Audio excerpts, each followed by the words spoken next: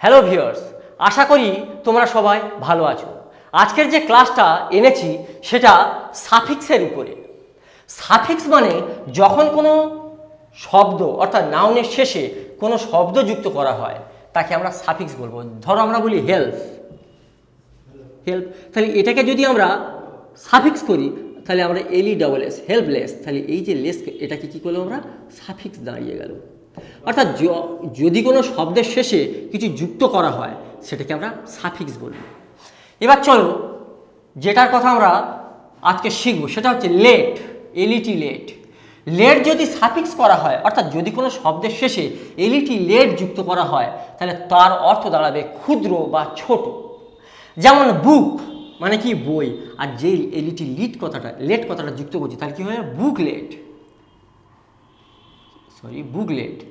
তার মানে বুক মানে বড়, তাহলে লেট কথাটা যেই যুক্ত করলো তাহলে কি হলো ক্ষুদ্র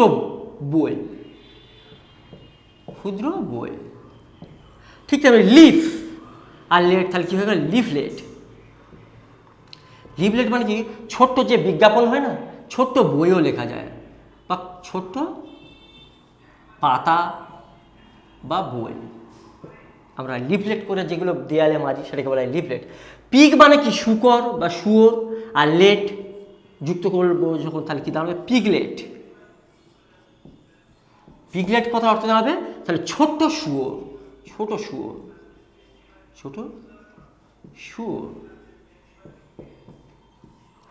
আবার স্ট্রিম মানে নদী, লেট তাহলে স্ট্রিমলেট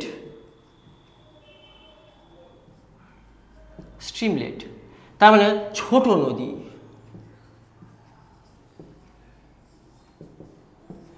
আবার স্টার লেট কি দাঁড়াবে স্টারলেট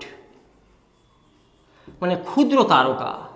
মানে কি হয় ক্ষুদ্র তারকা, যে সমস্ত অ্যাক্টররা সবে এক থেকে নেমেছে এবং আস্তে আস্তে তারা লেজেন্ড হতে যাচ্ছে, তারকার পথে যাচ্ছে, তাদেরকে আমরা কি বলবো স্টারলেট।